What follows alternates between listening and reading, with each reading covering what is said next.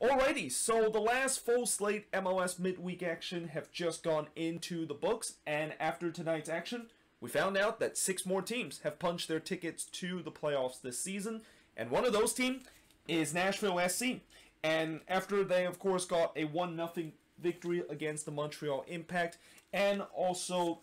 of how other results kind of gone in favor of them, they have made history today as becoming only the 6th expansion team to able to make it to their playoffs in their first ever season. And I think if you look at the past expansion team in terms of the way that they were able to make the playoffs for the first time ever and did it in their expansion year, Nashville is probably the most impressive one, because a lot of people, including myself, wrote this team off. And I even said that this team is going to be lucky enough to potentially get themselves out of the basement in the Western Conference. Yet, somehow in some way, they defy all logic and defy pretty much all expectation that they had. And now, they find themselves making the playoffs in their first time in franchise history. And this game was kind of a very classic Nashville kind of performance, and a perfect row performance too. Because in the first half, despite the fact that there was no real clear-cut chances in the first 25 minutes, Nashville, I thought they were looking good early on, and that you kind of sense that they eventually was going to get a goal somewhere in this game and pretty much lock it down. Well, they had a chance to do it in the 27th minute when Diop was able to deny Godoy from long range. Before, in the 33rd minute, the goal that they've been looking for before locking things down came when Rando Leal was able to score from Alex Mill. And what a heads-up play this was from Alex Mill. The fact that he realized the Montreal defense was completely switched off. He took the free kick quickly and basically played through Leal, who went through on goal, and he made no mistake in terms of punishing Montreal from switching off in the free kick. And just like that, Nashville was able to get the 1-0 lead, and I'm pretty sure that they were going to hold on to that lead, because in the second half, despite the fact that Willis was able to deny Piet from close range in the 50th minute, that was really one of the better chances that Montreal has in this game, and they just did not get anything going in terms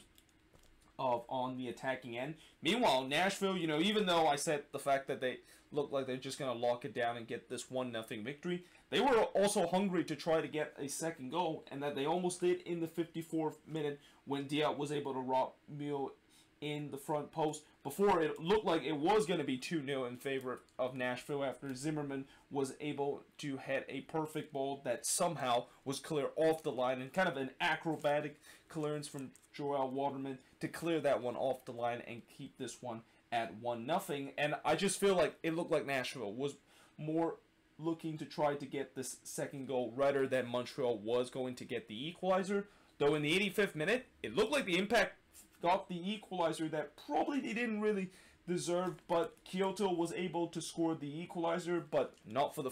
first time this season. We have seen that it looked like he, of course, were able to score a goal and an equalizer from Montreal late, and then it was rule offside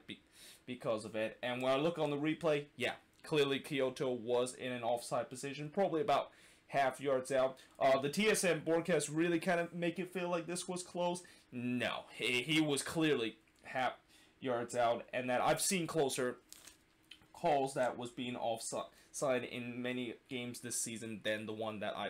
I saw during that instant. But in the end, Nashville able to hold on to this 1-0 win, as the shots in this game, 16 shots compared to 6 that Montreal has, 6 shots on goal compared to 2 that Montreal has, 7 shots off target compared to 3 that Montreal has, 3 shots that was blocked compared to 1 that the Impact had, and possession-wise, 52% possession compared to 48% possession. As I said, Nashville is going to make the playoffs, and certainly congratulations in terms of Gary Smith's side, making themselves become the 6th team to make it to the playoffs as an expansion team in their first ever season. And that I have a feeling when this team goes into the playoffs, and I know recently when expansion team does make it to the playoffs, they tend to kind of flame out immediately. I mean, if you just ask Atlanta and LAFC and how when they make it to the playoffs in their first year, they immediately got eliminated in the first round. However, I kind of feel like this might not be a team that is the case, because I really feel the way that Nashville is playing right now and the style that they play, even though it's definitely not the prettiest style you see with this team, and that they definitely don't attract and play some beautiful soccer as you see other team want to do. They play effective soccer, and that they are a very, very good defensive team where they're not going to allow you to have a lot of chances and kind of try to claw you up on the attacking end. And they also are able to do just enough on the attack to score goals, which, you know, before I said that was kind of a weakness for this team, you know, and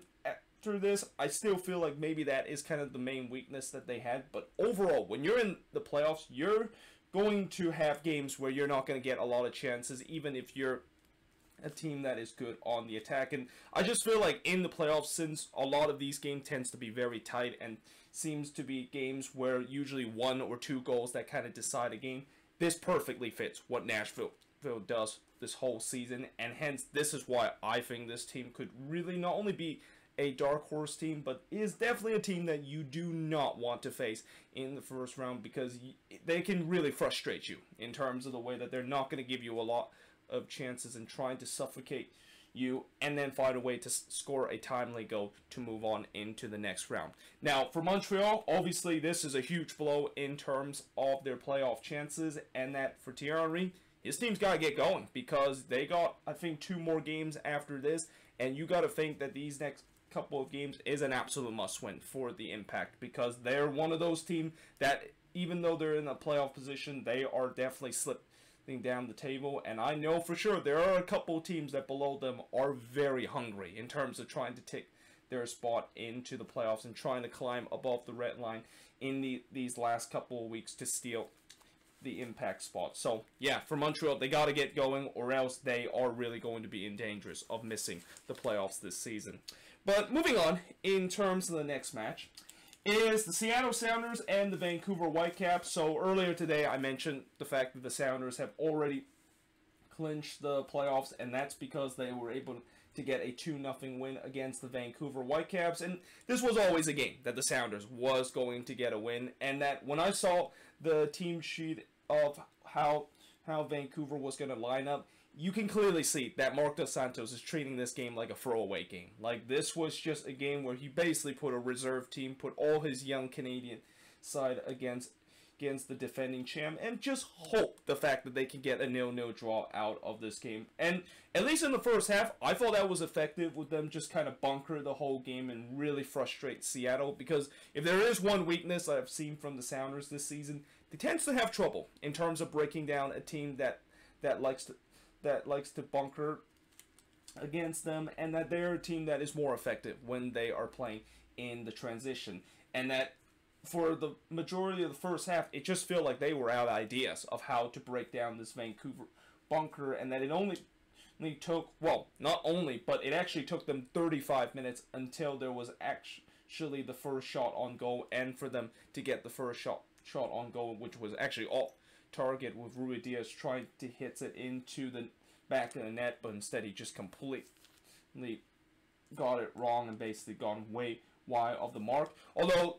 just on the stroke of halftime, they did had a chance to get the opening goal and break the Vancouver resistance with Leerdam header that was actually going in, that was somehow was able to block by Cornelius. But as we head to halftime 0-0, I'm pretty sure, yeah, if you're neutral watching this was just an absolute snooze fest, and kind of a reminder of the New England versus Nashville game a couple of days ago of how bad the first half was. Now, in the second half, the resistance that the Vancouver Whitecaps were putting against the Seattle Sounders was finally broken. And it was broken in the 54th minute when Ruidíaz was able to score from Nuhu to give the Sounders a 1-0 lead. Originally, this goal was disallowed for offside, but when they go to VAR to see whether or not if this goal should be counted and the original call to be overturned, they did. They overturned the call, and I think it was the right call with the way that it looked like that play was onside for the Sounders, and therefore they of course were able to get the opening goal. And that, as soon as I saw the fact that the Sounders would get the opening goal, I have a feeling, yeah, this is when the Sounders are going to really pour it on. And that just 6 minutes later, Ladero was able to score from Ruidíaz and Yeimar. What a combination play that is from Ruidíaz and Ladero there. And if those two can really get going, yeah, you do not want to face the Seattle Sounders if those two guys can do that in the playoffs, and that they could really go all the way again if both of those guys are on their game again. But at that point, it was 2-0 in favor of the Seattle Sounders, and I thought Vancouver was pretty much down and out. But I will give credit to Marc Dos Santos' team that not only the fact that they did a good job in the first half to hold this Seattle attack, but they actually started to show some life in the 80th minute. And the Sounders, you know, I was kind of surprised that they decided not to go for the kill and not decide to be a little bit more greedy and maybe get the third and fourth goal. And that in the 80th minute, Adnan actually had a 24-yard free kick that just went wide off the post, something that was kind of similar to the goal that he scored just a couple of days ago against the Quakes, but this time, unfortunately, it went wide. And then there was definitely a shout for a penalty after Dahomey looked like he was brought down by Arriaga, but there was no penalty that was called. Now, originally, I thought this was a penalty because it looked like clearly Arriaga brought down Dahomey, but on a closer inspection, I think he did look like he kind of got the ball before following up and fouling Dahomey. But at times, you know, when you got the ball, it doesn't always mean the fact that it's still not going to be a foul, because even if you get the ball and you put a studs up kind of challenge, yeah, that usually sometime is going to be called a penalty. So I guess in this instant, they just saw how on the follow-up it wasn't egregious enough, the fact that it was awarded a penalty. But yeah, in the end, that was really the final action of this game, as the Sounders were able to win 2-0 in this one. Shots in this game, 11 shots compared to 4 that Vancouver has. No shots on goal compared to 4 that the Sounders had. 2 shots off target compared to 3 that the Sounders had. 4 shots that was blocked compared to 2 that the Whitecaps had. And possession-wise, 68% possession compared to 32% possession that the Vancouver Whitecaps had. And for the Sounders, not a vintage performance by them, but obviously they don't really care if it's vintage or not, and the fact that they basically got the job done in this game and get the crucial 3 points, they'll basically just move on into the next one. Whereas for the Vancouver Whitecaps, you know, I'm not going to really go harsh on them, the fact that they lost this one, because again, this looked like it was a throwaway game for Marc Dos Santos, the way that he basically put the starting 11 for this team, and that now they're just going to have to try to make sure that in their weekend game against the Portland Timbers, they are able to get some points in that resort, because they need to start to get some points in these last couple of games if they are just going to hang on to the last playoff spot that they currently occupy in the Western Conference. But moving on, in terms of the next match, is the Red Bulls and New England. And the Red Bulls did it again. For the third time in these last 3 games, the Red Bulls were able to score a goal, but score a goal late in the game. But unlike the previous 2 times where they were able to score a late goal that turns out to be the equalizer, this time it was a late goal that win them the game. Now, in the first half, I thought New England really took control of this game, but they kind of really struggled in the final third. In fact, I thought both teams really kind of struggled in the final third, as most of the time the chances that they created was just kind of like half chances, and some of the save that the goalkeeper had to make was just kind of a shot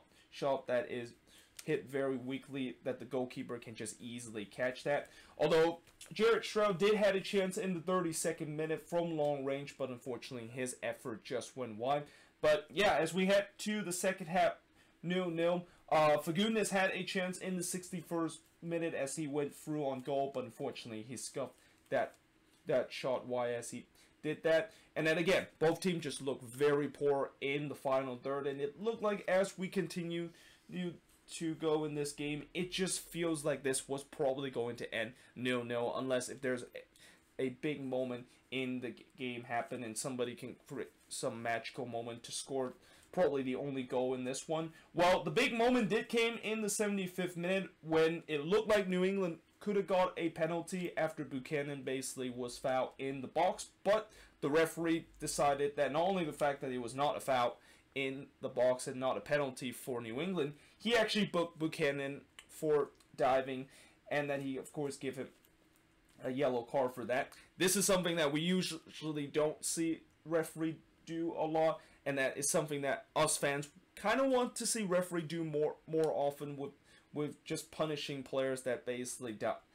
in the box and give them a yellow card. And in this instance, yeah, it was pretty clear that Tajon Buchanan went down on the ground way too easily, and that unfortunately in this incident he did not get away with not getting a yellow card because of that. And something tells me on a couple of days later he's probably going to get a he's probably going to get a letter from Disco, the fact that he's going to get fined for simulation because of that. Now, in the 83rd minute, Kaku actually had a shot that just went wide of the post, and when I mean just went wide, I mean it was inches away from basically making it 1-0 in favor of the Red Bulls, and maybe even skim the right side of the post. Before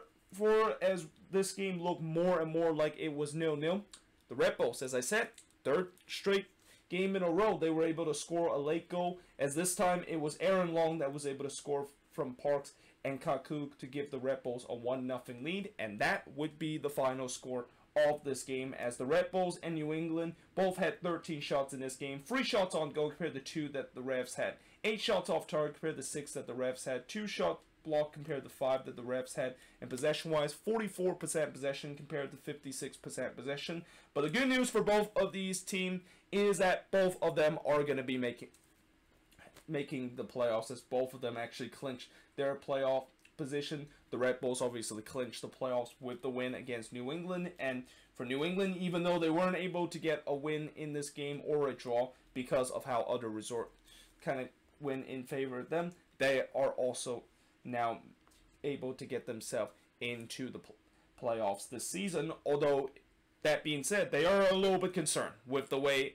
how things kind of gone, and that, you know, the issue with New England, as I've said throughout the season, is that they just look very poor whenever they go into the final third, and they just look absolutely clueless whenever they get to the final third. And this is also where they are really hoping Carlos Hill will heal just enough where he can actually be back in the starting 11 in this game, because you can clearly see them without Carlos Hill going forward is like pretty much them without their main number 10 and pretty much their main magician in terms of pulling the string on the attack, and they just look absolutely lifeless whenever they don't have him on the attacking end. But moving on, in terms of the next match, is going to be Toronto and NYCFC, and boy, Toronto is started to unravel in these last couple of games. Now, I understand that TFC is still dealing with injuries, and you know, this was another game where they did not have Josie Altidore, Ayo Akinola, and Pablo Piatti, but this is kind of troubling with the way that, you know, depending on when they're going to be coming back into this team and whether or not if they're going to be back in time for the playoffs, there's definitely some concern for TFC in terms of the attacking end, because their attack just cannot function when they are missing those attacking power, and that this was another game where they were absolutely dominated by the opposition, and that the only reason why this game wasn't more than just a 1-0 win in favor of NYCFC was because NYCFC wasted a lot of decent opportunity. And in the first minute, it looked like they scored the opening goal in the game just 40 seconds in, when Maxi Morales was able to put the ball into the back of the net, but the problem is he was in an offside position, and therefore the goal was disallowed. Before Castellanos had a chance from 18 yards out, but that unfortunately he puts it wide, and that Westberg was able to rob Castellanos just 5 minutes later. But you kind of sense that NYCFC was potentially going to get that first goal. However, right on the stroke of halftime, despite the fact that TFC clearly were second best, they almost took a surprising 1-0 lead when De Leon just hit a banger that was off the post, and that TFC could have easily got to halftime 1-0. And even though it was kind of an undeserved lead and that it was kind of against the run of play, that could have been a big moment where it could have really changed this game, and that NYCFC is going to be left really frustrated with all those missed chances that they had and that they're now down 1-0 heading into halftime. Now, in the second half, they finally were able to take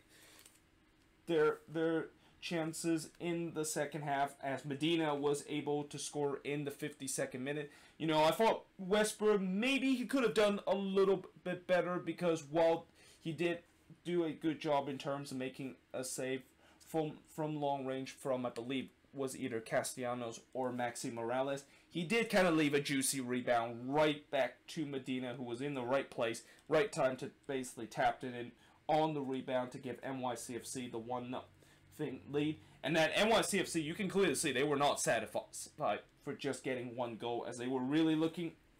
for the second goal. Mackay Steven had a chance in the 67 minutes as he puts his 18-yard shot wide before Medina should have scored for about 12 yards out, as he was just wide open there. And even though he had to try to hit that one on the volley, which is not the most easiest things to do, that is something that I've when you're wide open like that, you gotta at least put that volley shot on target. But unfortunately, they didn't put he didn't put that one on target. And that I also kind of basically wrote on the board, will these missed chances come back to haunt NYCFC later in the game? Because as we get closer to the end of the game, and even though TFC was second best in this one, with all these wasted chances that NYCFC had, we've seen it before where teams wasted so many chances, and all it takes is one lucky bounce or the opposition somehow able to get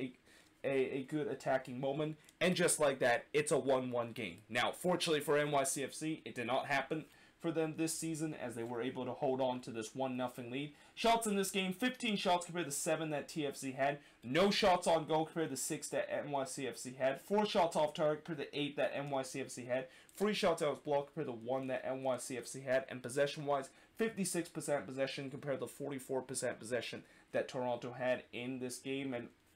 you know, for TFC, not only the fact that their supporter shield hope is definitely slipping away, but they really need those guys that is currently missing on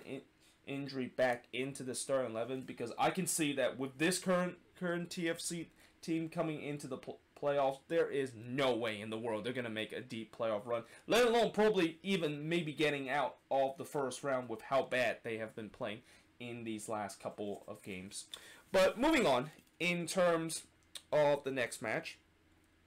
is Orlando and Atlanta, and boy, do Orlando need this win badly. And it's not just because this is also kind of a historical moment for Orlando too, as they were able to beat Atlanta for the first time at home in their club history. But after them going winless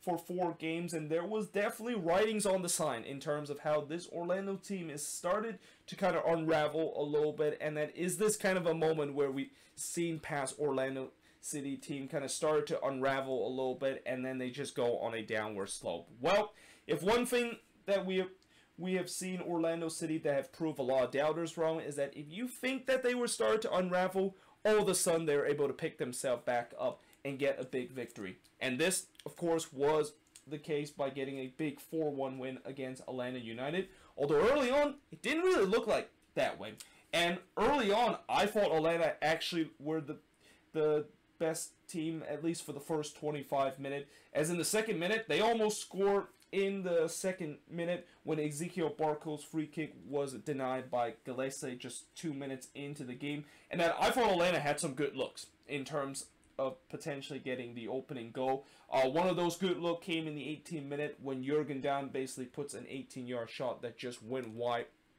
of the post. But, you know, to just kind of quote an old cliche in terms of a game between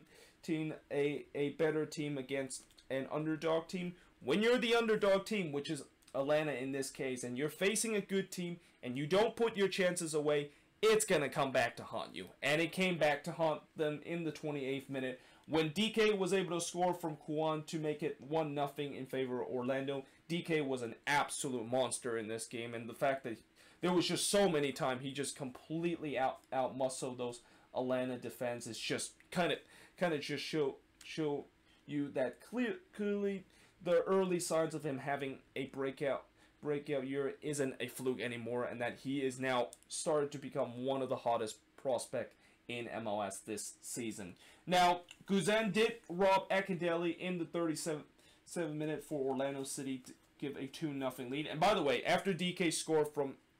Juan, Orlando never let Atlanta a chance to get back into this game, and that this was kind of also a turning point of the game where for the rest of the way Orlando absolutely dominated Atlanta. And that right on the stroke of halftime, just as Atlanta thought that they were going to head to halftime with a 1-0 lead and still a chance to come back into this game, Chris Mueller put an absolute dagger of a free kick for about 24 yards out, and that's definitely going to get a lot of nomination for Goal of the Week, and pretty sure I think this could definitely win the Goal of the Week, especially this is pretty much just Orlando City fans giving Atlanta a little bit taste of their own medicine with the way that they kind of stuffed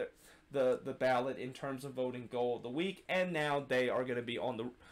the wrong end in terms of the fact that they're going to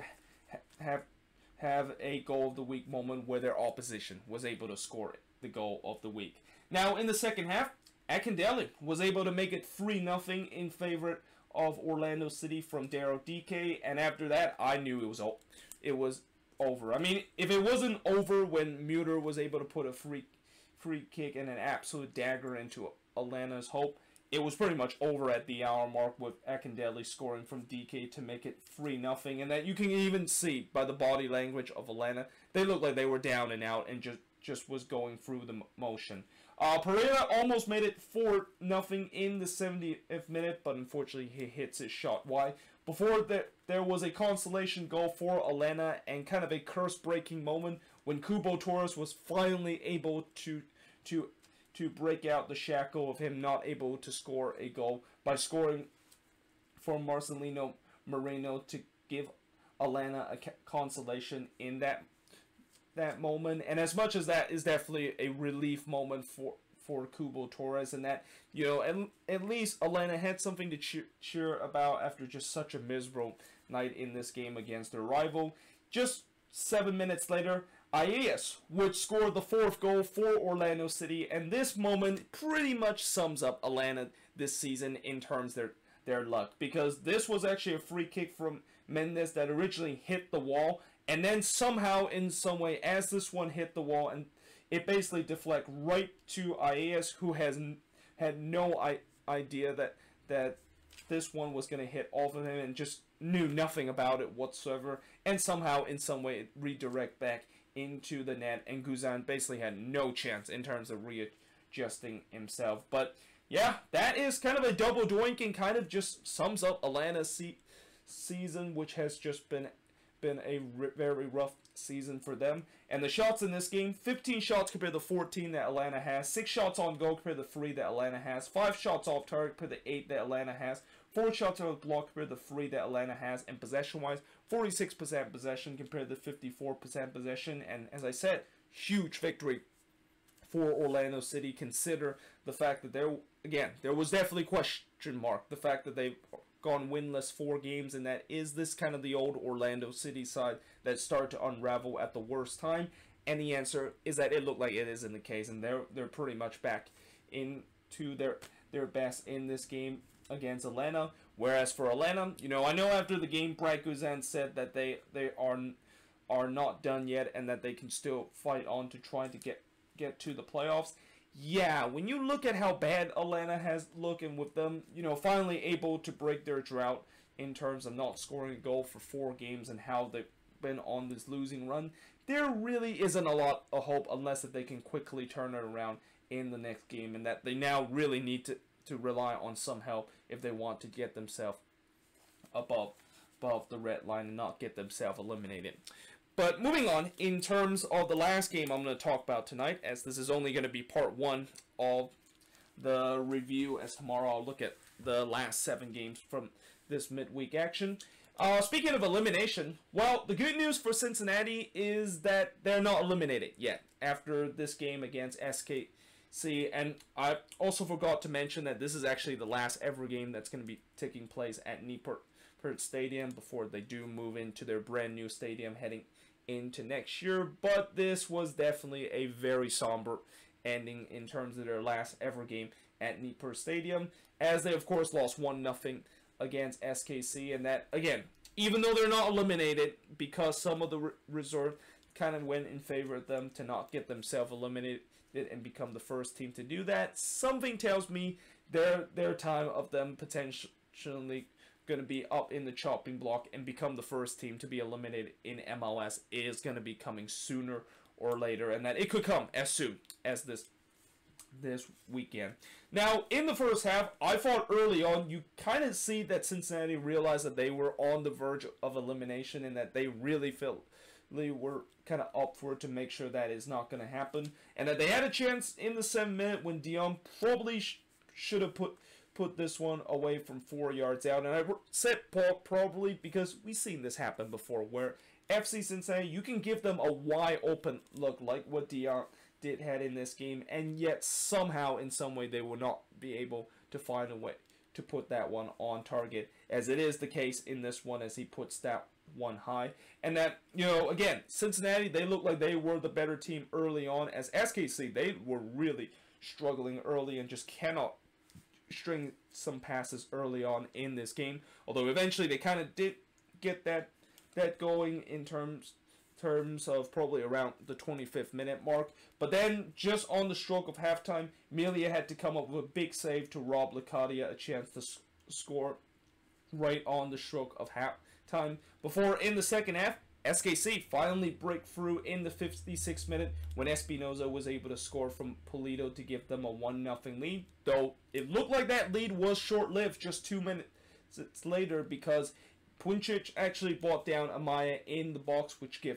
a penalty for FC Cincinnati. And this was definitely a big moment for FC Cincinnati, because this was a chance to not only get themselves back into the game, but if this was at 1-1, and with the way that Cincinnati looked like they were the better team at that point, this would have been a big chance in terms of them maybe stealing a win in this game. But instead, Dion basically stepped up in this penalty, and he basically whacked the post on the right side. And because of that, SKC retained the 1-0 lead, and that Richie actually had to rob Espinoza in the 67th minute, as SKC did started to kind of go on the attack and look like they were trying to finish this game off. But then in the 87th minute, Vasquez actually went through on goal, and it looked like maybe this is finally the moment that FC Cincinnati can get a point out of this game, and that this is just a classic SKC move of them blowing it late in the game. But instead, Vasquez basically hits the side netting, and in the end, SKC, despite the fact that it was not a pretty and a relatively ugly victory against FC Cincinnati, they escaped Nippur Stadium with all 3 points in this game. As the shots in this one, 13 shots apiece for both teams, 2 shots on goal per the 4 that Sporting KC had, 9 shots off target per the 5, 2 shots that was blocked per the 4, and possession-wise, 63% possession compared to 37% possession. And SKC, they of course are now able to clinch themselves into the playoffs and also get themselves back at the top of the Western Conference. Whereas for FC Cincinnati, yeah, you know, they're counting on the days in terms of them being the first team to be eliminated in the playoffs, and there could be a chance where they're going to win the Wooden Spoon for the second year in a row, which, yeah, I mean, I just have to feel bad for Cincinnati fans, because this is arguably probably one of the worst expansion side we have ever seen, probably right up there with Chivas USA when they came into the league for the first couple of season of how bad they look. And unfortunately for Chivas USA, we all know what happened back in 2014 when they eventually went out of business. I mean, I'm pretty sure FC Cincinnati fans hope that their team can maybe somehow win out of business so that they can have a Phoenix team to kind of start things over. But yeah, I mean, nowadays, I don't think folding and a team on the brink of folding is kind of a thing we're going to see in the future. So, unfortunately for FC Cincinnati fans, you're going to stuck with this team for a bit. And that I really think this offseason, Cincinnati is going to have to blow it up again. And it's not just the squad that I think they're going to blow it up. They're probably going to blow it up in terms of the front office, as you can clearly see that there are some executive and some higher rank official from the Cincinnati team clearly needs to go, with the way that this is now the second year in a row where they tried to construct a good MLS team, and it turns out to be probably the worst MLS team we have seen in recent memory. But there you have it. That is pretty much it for my review of these first 6 games. Let me know in the comments below, what do you think of these 6 games? And tomorrow I am going to be reviewing the last 7 games from this midweek action. But until then, hope you guys enjoyed this video, and I will see you guys next time.